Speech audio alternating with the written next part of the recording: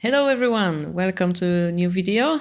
Together with me today is Muse, Hello, thank you for having me. officially known on YouTube as Shogi Kingdom. Today we're gonna do some special project of going over the TT series winners versus professionals game, Light to Die versus Toyama Sensei Bishop Handicap. So this game is a game between a professional player and the winner of Tourney to King TTK tournament on Shogi Harbour, which is a tournament for the strongest players in the entire Discord community. This game is basically like the strongest player in our community versus a professional player from Japan. On my channel, Shogi Harbour, we're gonna go through the whole game very briefly, and then on your channel, Shogi Kingdom, we will have the in-depth analysis, right? Yeah, that's right. So this is kind of to show to our viewers how you can analyze a shogi game. First, you go widely, look at the whole game, and then you pick up a point of interest and you go deeply. How do we say? Let's say find a critical point in the position and then find the proper solution for that problem, right? Sure. Yeah. I would definitely agree with that. And yeah, if you guys like this format of us two commenting a game, let us know in the comment. And later, of course, check Shogi Kingdom's video. The link will be in the description. Are we ready, Miss? Yes. Yeah. Let's. I'm looking forward to reviewing this game. All right. So we know it was Bishop handicap, which means the professional player begins. And in the opening phase, since I played many of those handicaps, I usually would go very quickly over it and then kind of stop it when I see something unfamiliar. I don't know if you have a similar way of viewing Kifu, Muse. Like for example, yes. here. So yeah. So I'm when I look at the when I'm reviewing the opening, it can be kind of difficult to really understand the nuances because in the opening there are a lot of like hidden meanings behind every move. So yeah, I kind of struggle with that. So I'm really interested to hear your approach for going through and stopping when something interesting happens. Yeah, as we know, Shogi has this Joseki, which is basically set of standard moves in the opening. And speaking of piece shapes, for example, here we have this Mino shape, right? This is something we would consider standard as well. This would be standard. And those two shapes together create like a new picture in our mind, perhaps. Oh, he's using this standard shape together with this standard shape. What is he going for? So for example, here, I could consider that he's going to actually move his rook to here. This is called twisting rook. And it's something I would like to consider as an option. Did you know about this strategy, Muse? Twisting rook? Yeah, wow, yeah. I've never really seen it in bishop handicap, but yeah, that's a really interesting point. But that's definitely also something that Toyama Sensei would be thinking about. So here is kind of a crossroad, I thought. There are many options, and here we see that light push this pawns, which kind of deletes the possibility of the twisting rook. So yeah, so this is something we look in the opening at those little crossroads, those little ideas that possibly gonna come to life, or then they're eliminated, like with this pawn push. This is how perhaps strong players are looking on it. Instead of like looking move by move, thinking about the opening as set of possibilities. I see. Yeah, I actually had a question about this move. When I see this move played in professional games, one of the meanings is that it can allow the silver to go up behind the pawn, like this. Oh, the other silver, I mean. And develop the silver like that. But in this case, the silver has already come up to 3-8, so it can't really develop in that way anymore. So I was curious if you like I'm wondering if this move has perhaps some other meaning that light is going for in this game. Yeah, so it's gonna make later sense because this bishop's gonna come here and it's gonna basically bring it to life by opening this diagonal before moving the bishop back, yeah? So it's like preparation before the main plan comes to life. This is also a high-level technique. So it's not I about see. the silver, it's about the bishop actually. Silver will be going the other direction. Oh, I see. Yeah, that makes a lot of sense. Yeah, and this honestly, like using the silver here also would make sense, but notice that this would require the king to castle on this side, as the left side would have only gold in defense. I think that would be possible as well. As we can see, this is a weak point. Those attacking points could be later used against Toyama, right? But yeah, this all depends on Light. He has, again, opening many options, and he has a choice to make. Yeah, so as we watch the game, first question I would like to ask myself is, how will the attack start and when? Like how, in which place, and when, as in which timing. Is my king ready? Is the enemy king ready? Both sides will be balancing their defenses and attack to be ready to counter, while keeping their kings safe, right? So let's see how it went here. We have the silver going left, and we can see finally here, a decision was made. The king will go to the left instead of to the right. You are a bishop player. Do you know why he moved it to the left instead of to the right in this position? Well, to me, the Yagura castle is already on the left, so it makes a lot of sense to castle in that direction. The shape on the right, well, one of its features is that it's very strong against rook drops. So if a rook exchange happens, which is possible in this handicap, then it could be good it could favor light, because this shape that he has right now, it doesn't leave a lot of openings in the camp for any rook drops. Here we can see that light would be able to pick up the lance, while the knight is protected by the silver, so the rook drop for Toyama sensei would be, well, giving him nothing, right? Yeah. All the squares on are the protected. other hand, sorry, yeah, on the other hand, the strategy in Yagura is often to attack with this silver. So although the shape is like this right now, it's very common for the silver to go up. There are several ways to use a silver actually, but if the silver goes up and the gold sort of castles, the right gold joins the castle on the left, then it would become a very standard Yagura shape. And that's actually what happens. Very good read from you. Yeah, so as you said, yeah, we can still evolve this shape into something else. This looks like the Yagura shape, and therefore king goes here. Personally, I also think now that the rook is blocked, it's natural that we keep the attacking side on this side, and the king goes there, right? So we agree. This shape is, yeah, something we like to see in the modern shogi. If you're, dear viewer, you're not used to it, I recommend remembering this, those piece relationship. Gold on 6-2, rook 8-1. So here is your answer to your question. The silver will be developed through the those squares, right? Right. Yes. Rapid advancing. Yeah, that's how we call it. Right. Not used to Ibisha at all, I am.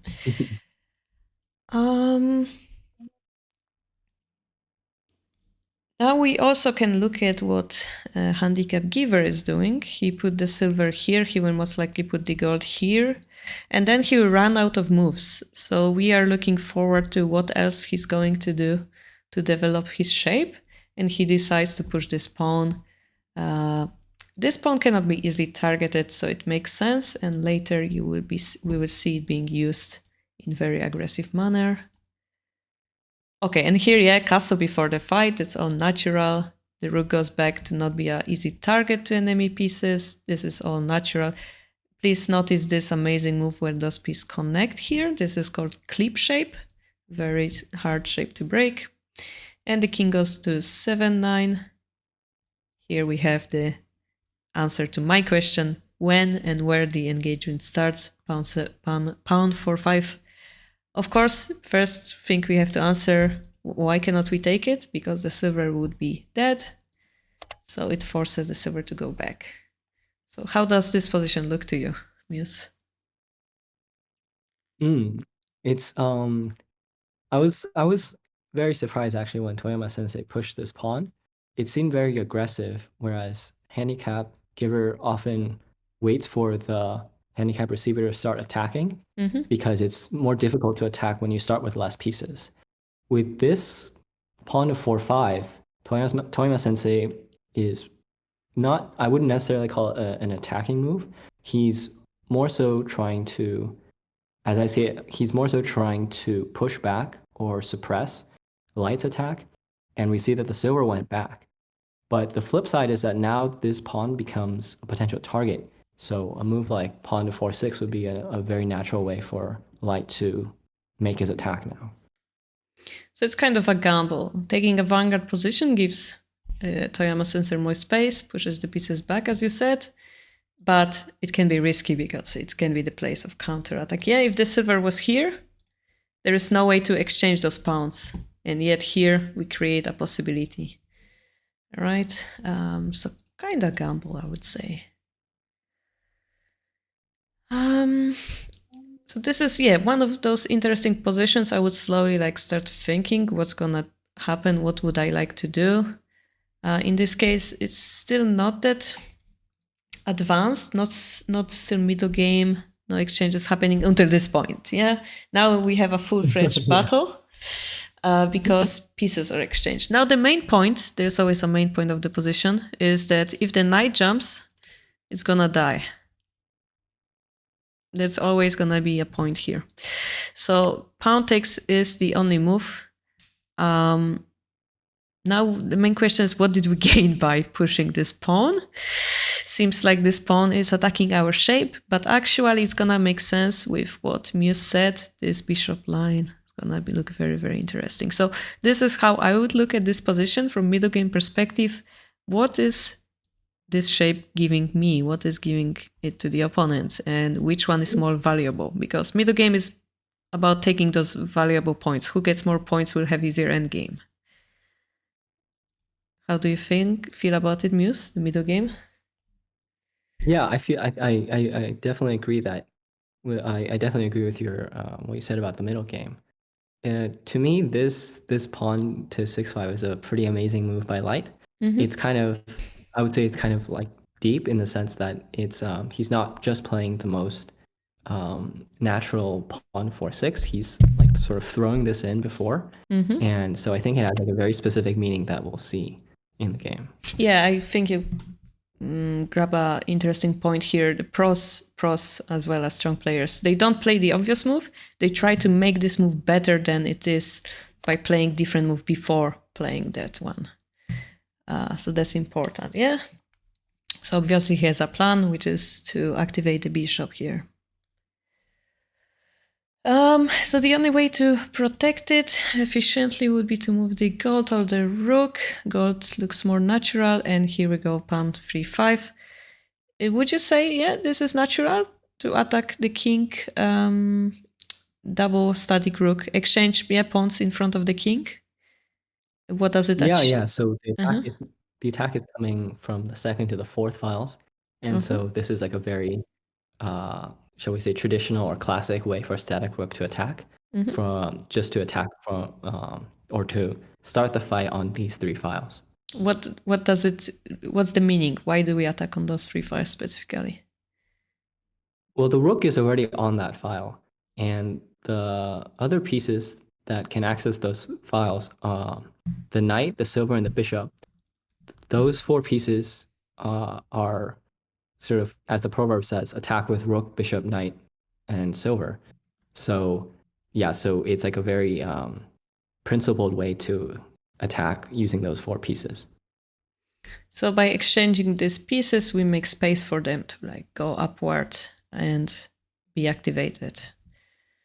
Yeah, that's a main point of double static rook, right? So even in handicap, those basic principles will exist, right? Now, yeah, I definitely agree. This next move, I would like to ask you, do you understand it? Like, why was this pawn dropped? Can you feel it as a Oh, static rook player? I would definitely consider this pawn drop Mm-hmm. because it's well, the first thing is that it targets the bishop's head, which is the weakness of the bishop. Mm-hmm. The second thing is that the bishop is sort of in a pretty good position where it's hitting the knight and tying down the defensive pieces. Also enabling like a pawn drop on 6-4 if that ever becomes a point in the future. Mm-hmm. So yeah, so the bishop's in a pretty good position, and as we don't want our opponent's pieces to be in good positions. We want to make them go into positions where they're not efficient. Mm-hmm. So yeah, after the bishop moved away, it became less efficient.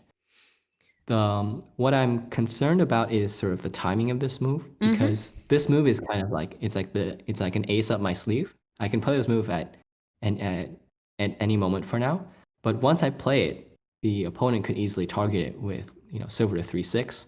So yeah, that would be my concern with playing this move. But if this move is like working, if the pawn can be held, if the point doesn't fall, then I think it's a very good move by Toyama Sensei. Yeah, this pawn alone is what we call the vanguard pawn. This is a pawn in the middle of the board. This pressures the enemy shape, as you said, takes this square away from the bishop. But yes, that's exactly why I'm asking, because this pawn will be attacked in the future. So,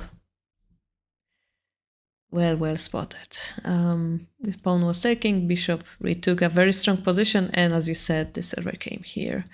So I would like you to notice how this gold is dancing because of this bishop movement. Right, yeah. It's kind of funny because we are in bishop handicap, and this piece is working so hard to utilize that bishop advantage. It's beautiful. So yeah, the pawn is hanging now. Does it mean Toyama Sensei made a mistake, or is it like part of his plan? This is kind of, we're getting close to a critical point of this game, I would say. All those pieces come to attack. All those pieces are activated. There is one tiny small problem. The king is a little bit in the open, wouldn't you say?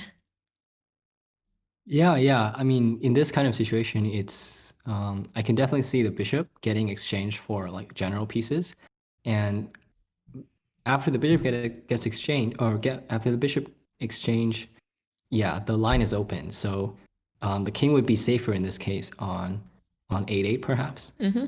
But But the point, well, if it's on 8-8, it's not completely safe either. Toyama Sensei could jump the knight to 8-5, and then when the silver moves, once again the diagonal would be open.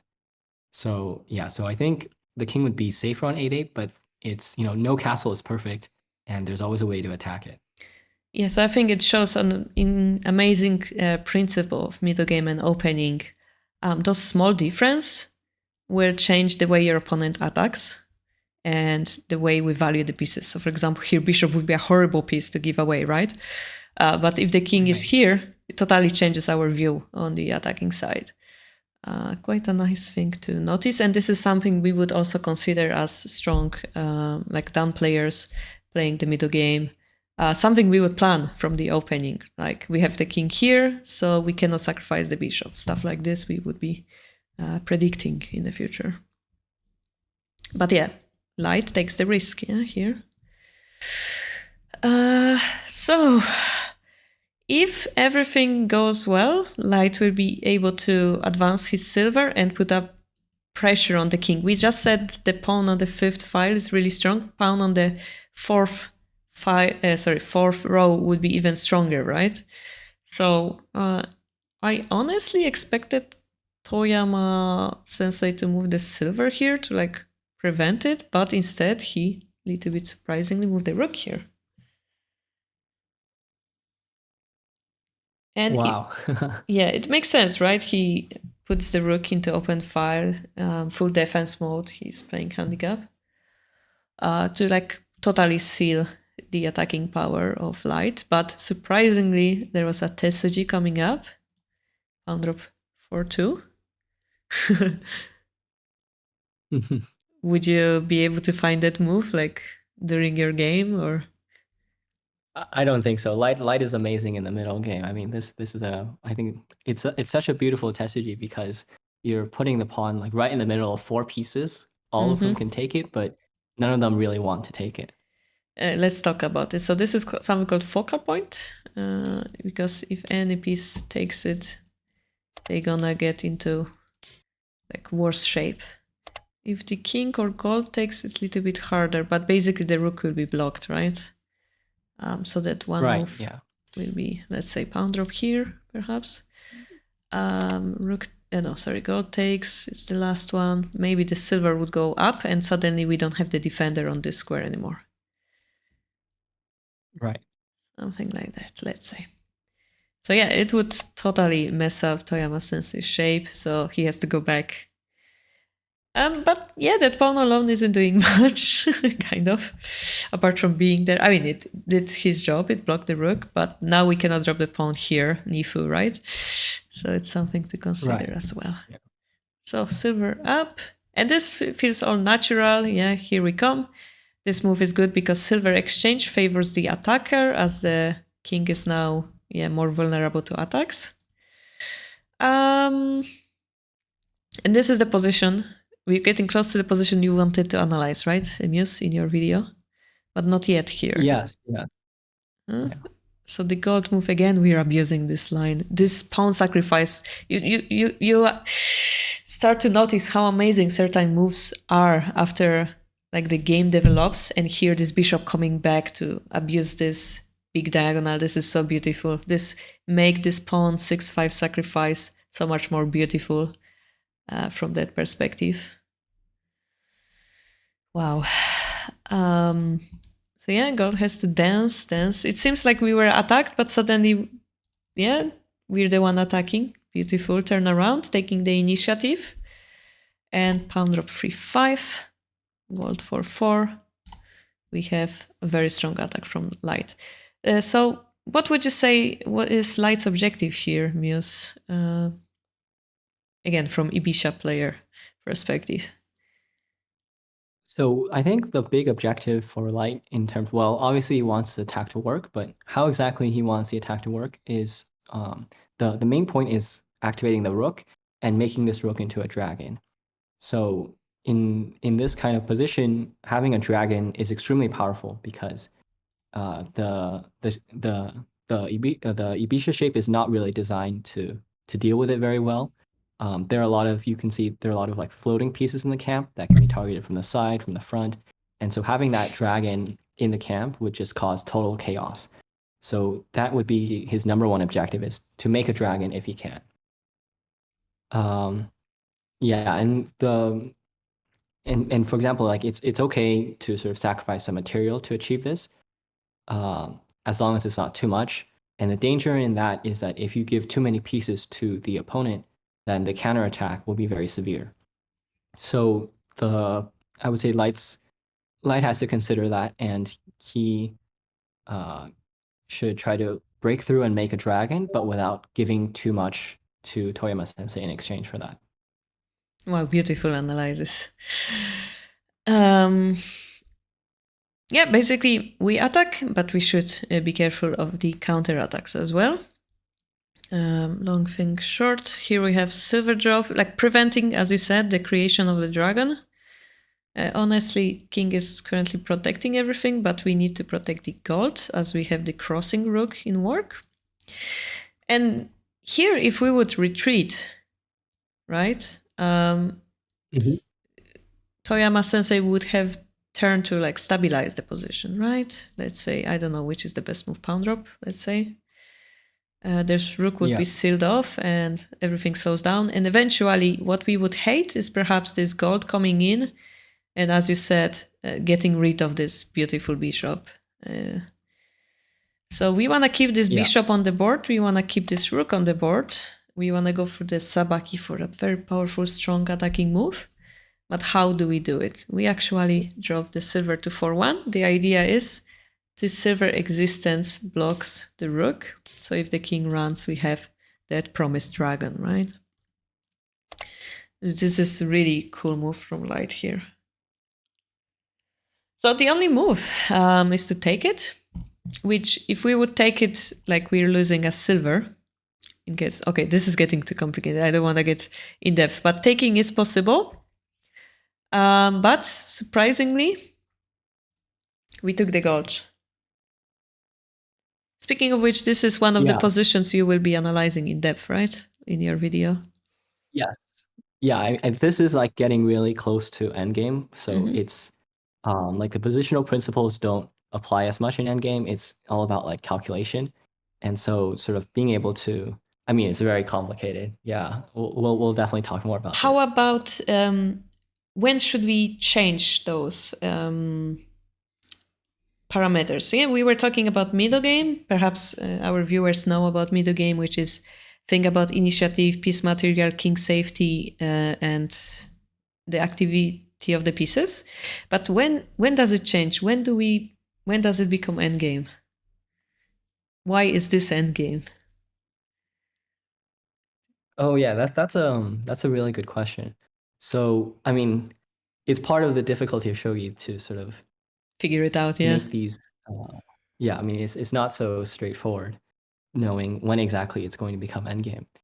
But endgame is, I would say, endgame is reached when there are sort of two, or at least two conditions I can think of. The first condition is that the attack is connected in the sense that if the opponent keeps defending and you keep attacking, then the attack will win over the defense. So it's no longer sort of possible to play pure defense. And the second condition is that there should be some kind of invasion into the opponent's castle. So if like if the attack is breaking through, but it's like on the other side of the board, then and it's like not really getting close to the opponent's castle. Yeah, I would still consider that. Like if the bishop became a horse, I would say that it's getting close to endgame, but it's not, it's not exactly endgame because it's not close enough to the king. So sort of having those, looking for those things like a connected attack and an invasion of the castle or near the castle. Those things can help evaluate when it's getting close to endgame, but in the exact position, it really depends, which is difficult. To make it simple, once we read the book on my stream about the endgame, I forgot the title of the book. But yeah, they basically said like the king is in danger. Yeah, as you explained, there is this continuous attack. So here the king have already two generals. If it's like one general left, we can clearly say it's endgame.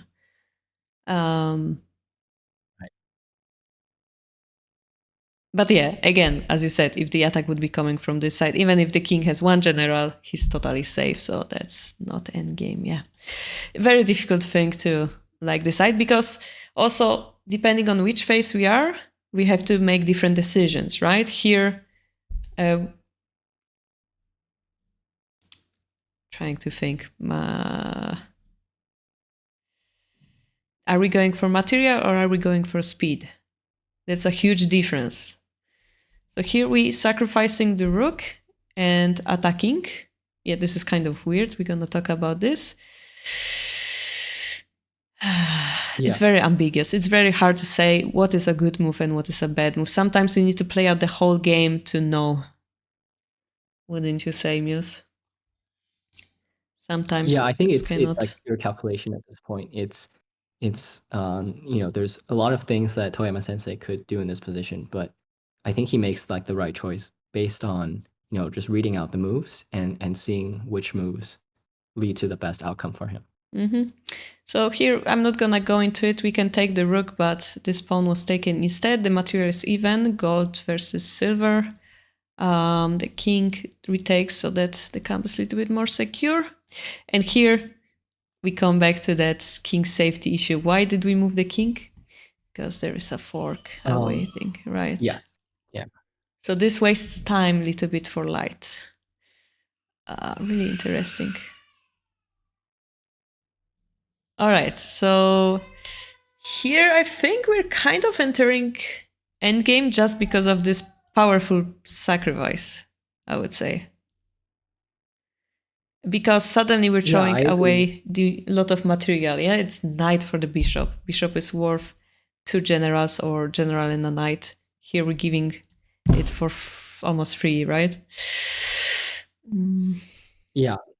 I mean, the alternative would be to escape the bishop, I guess, but Let's that's like see. losing one move. And so I guess Light is making a judgment that this move is valuable enough for him to, yeah. Yeah, so we kind of see this transition into speed, right? So endgame becomes true. And the reason why he made it is probably, as we said, this king suddenly feels very lonely.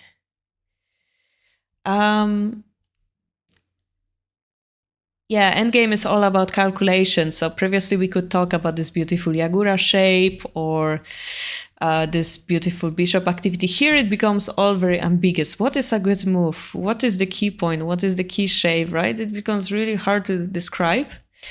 But perhaps it's all about patterns. Like I know that if the rook is here, I know the silver drop or bishop drop like here is gonna work. I know the pawn drop will work.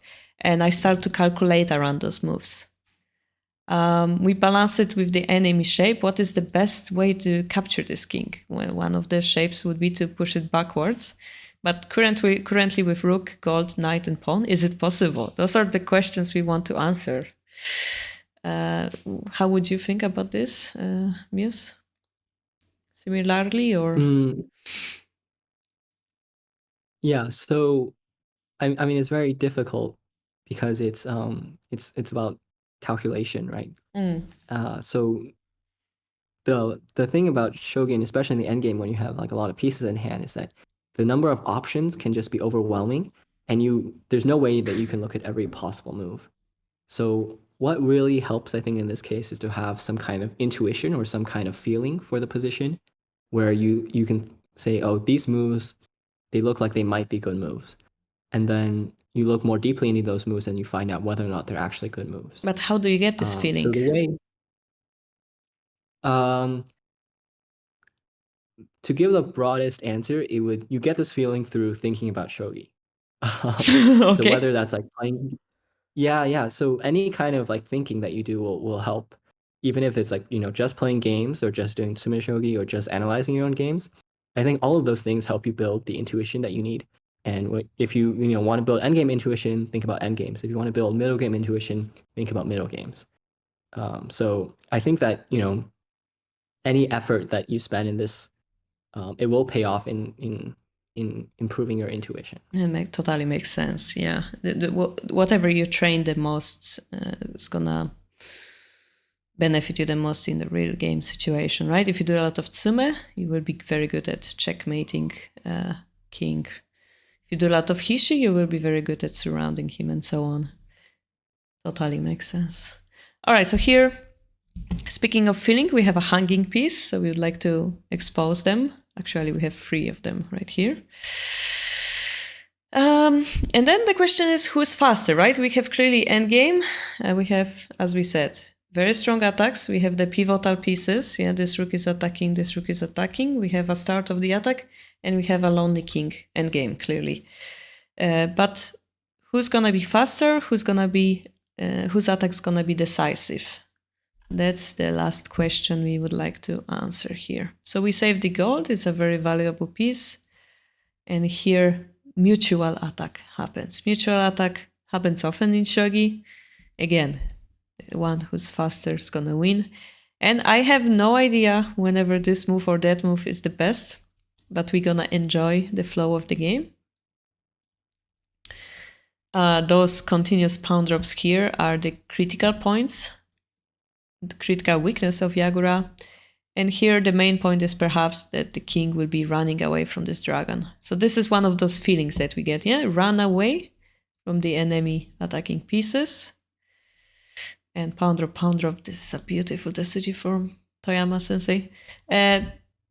Just a quick thing, if we were to take it, like this shape becomes worse, right? It becomes disturbed. Right. So this is what we want. We want to disturb a strong shape. Before we were talking about disruption of strong pieces. In endgame, we want to break this shape. We want to get some advantage. So here we disturb this whole silver away from the castle. in order to disturb the kings or this gold's positioning. This gold cannot move actually. Those basic attacking patterns. And again, this bishop is very strong. We're gonna try to block it. I don't wanna like spend too much time on those moves because they are very complicated and we wanna just get the idea here of the flow of the game. And here, yes, we could go strongly, right? But for some reason, we decided not to. So from a perspective of analyzing this game, this is perhaps one of the positions I would like to stop and think about. If was there a stronger move like pawn promotion? Why didn't the pro choose it? Is this move obvious to you, Muse, or do you see the meaning behind it? I think it's a scary move to make because the bishop was, defending the silver and defending the king. And well, it was doing two things at once. It was both attacking and defending. And now it became a horse, which is a stronger piece, but this horse is pretty much only attacking. Yeah, that's true. So it's always pretty dangerous when you turn a defender into an attacker. Which also makes me think that this pawn drop was brilliant because it drew the bishop closer. Sorry, I needed to point that out, yeah? Oh, yes. Yeah, I definitely agree. So yeah, here in this position, maybe Light has a chance now because the king was weakened.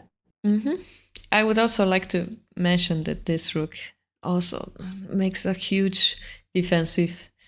I want to point out that professionals are amazing and using all the pieces super efficiently. This rook is doing two things at the same time. This bishop was doing two things at the same time. Nothing is wasted, right? All the pieces are active. This is what we like to see. If you want to analyze your game, take a look at your middle game or endgame position and look if you had some useless pieces. Yeah, why wasn't this knight activated? What was this knight doing the whole game? You can ask yourself those questions, and you perhaps can find a fault in your middle game play like this. Sometimes it's unavoidable to create bad shape, but sometimes it's a big hint for us that something in the opening went very, very wrong. Okay, so the dragon gets activated. There are some tactics in play. This silver escaping blocked the rook, unfortunately. And an attack continues here. Oh, that's brilliant, isn't it? That's pure tactic. Yes, yeah. This is a check. If we take it, the rook dies. So very beautiful one to see. And just to make long analysis short, this was the most critical position of the game. It was analyzed in the post-game discussion. This sacrifice was too much. Basically, the enemy king is very, very safe, and we were talking about endgame, but Shogi is a weird game. The endgame may become middle game once more, and it kind of feels that we went backwards. This king, we said, yeah, king with one general is very weak, it's endgame. This king suddenly has 3 generals around him. This king has 2 generals around him, maybe 3 pieces, we would say. So it kind of went backwards, which means we have to go back to the previous objectives, which is initiative, piece activity, and so on, middle game objectives. So here, keeping the material balance, yeah, exchanging those 2 pieces together and keeping the initiative was more important than going for speed. Shogi is a very, very complex game. It's not linear. It can go backwards, yeah? Yeah, yeah. Very difficult. So here we overplayed from Light's point of view. And in the end, to make it shorter, the rook was used against him. And final mistake was made, which was this dragon, yeah, fell down. And the game was resigned. Basically, I could talk that Toyama's objective was to enter and he dropped the lance to stop him, but I don't think it's necessary here. Yeah, this exchange from endgame to middle game, this is such a weird concept, especially for chess players, isn't it? Yeah, I mean, this game in particular, I think it was super difficult. Yeah, well, for chess players, it can be very confusing, but I think well, at least when I was starting, I felt relieved when the game went from endgame back to middle game because it felt like I understood it better, relatively speaking, compared to the endgame. Yeah. Makes it clearer. Eh? Right. Mm. Yeah. Yeah, so that's the game. This is the white analysis. I like to summarize the game after I view it. I like to think about what I felt overall. What would you say as what would you summarize about this game? Yes, do you have anything like any thoughts after seeing this whole variations, this whole game? Sure. Yeah. Um, I think in the opening, Light showed some very amazing attacking ideas and lots of instructive tessujis. Uh, but then Toyama Sensei defended it very well, and he was able to turn it around, I think, Mm-hmm. by uh, getting Light's bishop. But Mm-hmm. then the game became difficult once again. It was pure endgame, and that actually turned back into the middle game. And overall, I think both players showed very amazing moves, and it was a very instructive game. I agree. We were able to talk about many ideas today as well. Yeah, I have to agree with you. The opening was brilliant from Light. Um,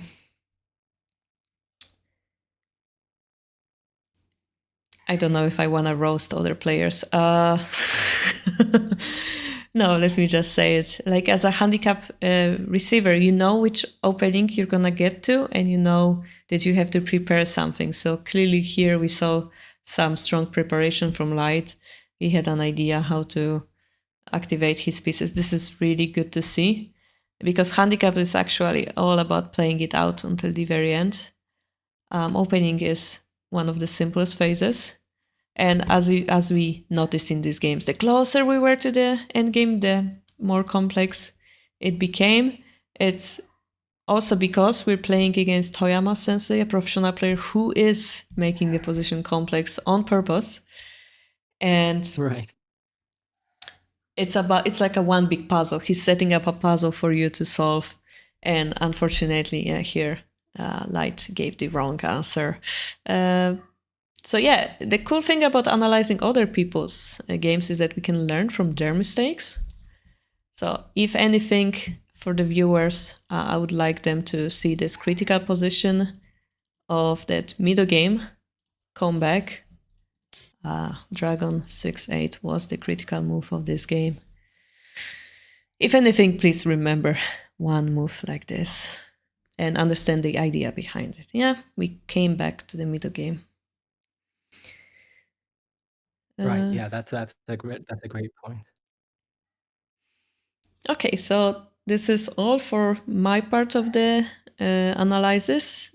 In the next video on Muse's channel, Shogi Kingdom, we're gonna analyze two variations in depth, learning a different concepts as opposed to the wider analysis.